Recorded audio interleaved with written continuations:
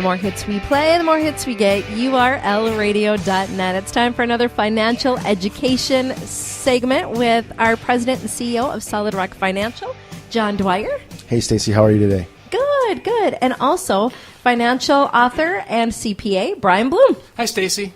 Now, today we're talking about something that people will, it probably affected them last week. It might affect them next week. It's large purchasing, like purchasing large things, cars, boats, those kinds of things, right? Right. Is that what you would consider large purchases? That's what we call major capital purchases. Anything that you do not have the monthly cash flow to pay for in full is what we would consider a major capital or large purchase. Now, most people probably go about this entirely wrong. Let me know if I did the right thing. I saved up until I had enough cash to pay cash for my car. Mm-hmm. Is this good, or should I have taken on a car payment? You know what? They're the same. Really? Yeah. Damn it, I don't want to hear that. I want to hear you did a good job. and that's part of the problem, because people are lulled by the financial institutions to either pay interest, which is on a loan, and that's why you saved. Right. But as soon as you saved your money and then spent it on the car, now you're no longer getting interest on that money. So either way, you're spending interest, and that's what the financial institutions are kind of doing to us. Whether you save and spend or borrow and pay back, you still get back to zero. True. And so it's a losing strategy either way, because you're paying or either not getting interest. It's what we call the financial zero line. Yeah. Oh. So then what do you recommend to people? So a lot of people are lulled now into the advertisements of car dealerships advertising 0% financing, because that would be a great way to borrow if it's not costing you anything. But the car question dealerships, is, furniture places, a lot of them do that now. Oh, that's right. But are you really paying 0%? I'm going to say probably not, or they wouldn't offer it. Right, that's exactly right. Yeah. And so what happens is we're given a choice. You can either have a 0% loan, or you can have $1,500 cash back on your car. Well, you take the 0% loan, that automatically means that the car is actually costing you $1,500 more, because you're financing the full price of the car when you could have paid cash for the price of the car minus $1,500. And so what the $1,500 cash back represents in that transaction is $1,500 of prepaid interest. Mm-hmm. So 0% is not 0%. No. And we get stuck there, and then sometimes maybe we'll buy an automobile we don't need to buy yet, because hey, 0%, I can do a $350 a month car payment. The problem is that's $350 a month I don't have.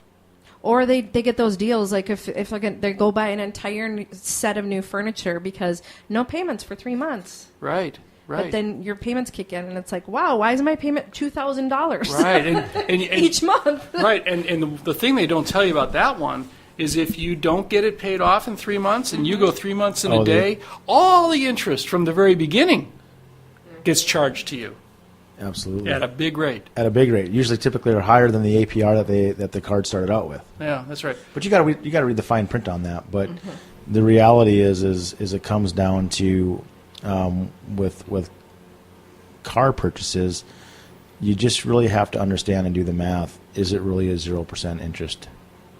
And most of the times, you'll find out that it's not. And so when it comes to, how do you make these major capital purchases? See, people don't want to be in debt, and we don't want our clients to be in debt either. Okay, but there's also a difference between good debt and bad debt, and the reality is that paying cash is, hey, I want to pay cash for this. There's something said about, hey, I'm not going to take on debt, I'm going to pay cash for it. But it kind of alluded to back to our mortgage conversation earlier on, is that you finance everything you buy. You're either going to pay the interest or you're going to give up the interest to earn on your capital, which Brian talked about is looking at what account that money came from. Right. Okay. So when it comes to paying cash, you just we call that a defensive strategy. Right? But you're still draining the account, and you're still killing the compounding effect on your money. Now, if you were earning 0.0 nothing on that account, and you were going to have a 3 or 4% loan, okay, then that's a different conversation, a different story. But typically, we can find places for people to position their assets to where they're going to compound a little bit higher than the loan costs. Another way to think about this, too, is when you buy a car, do you plan on using all of the car up? see, am I going to leave half of it at home? well, no. In 3 years, are you going to trade it in for something else? Oh, yeah, that's See, true. But yet we pay cash for all the car, True. or we finance all the car. Oh, see, then I made a good choice because my cars usually have 200,000 miles Sure, on them. and then you're buying or financing all the car.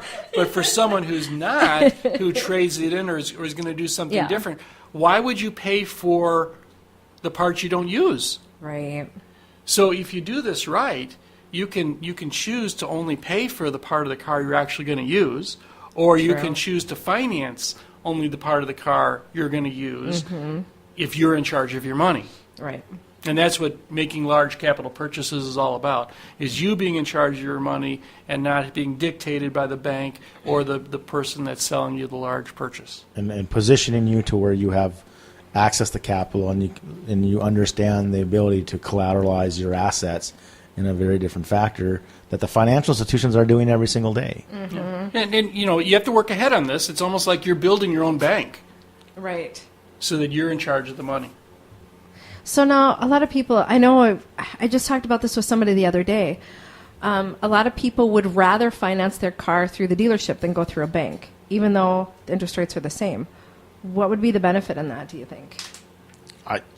If the interest rates are the same and the payments, if the interest rates are the same, I don't see an advantage or disadvantage to that. Right. It doesn't seem like it makes any difference, right? It's easier because you can walk away with the car if you do it through the dealership.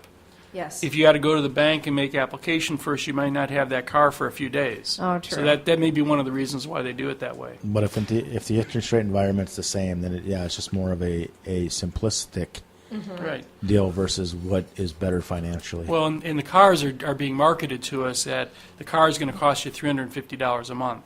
Right. Not that it's going to cost you $26,000.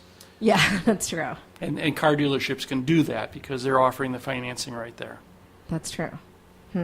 Okay, so then best way if I'm going to purchase a car or a boat, or if I'm your client, John, and I come in and say, I want to buy a boat or I want to buy a car, or what would be the first thing that we work with?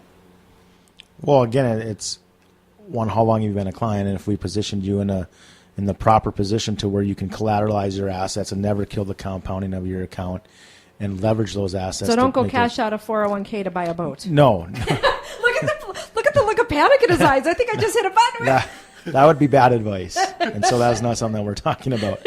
So again, it's all stages, right? So clients that have been working with me for a number of years, they're in a position to where we can have options. We can evaluate using the dealership's money. We can evaluate using the bank's money. We can evaluate collateralizing and leveraging assets that they have to make the purchases.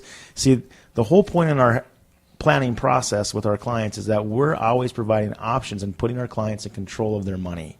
For the first time, they're understanding the importance of control and being in control of their decisions and being in control of their money instead of having the financial institutions dictate and tell us what we should be doing with our assets.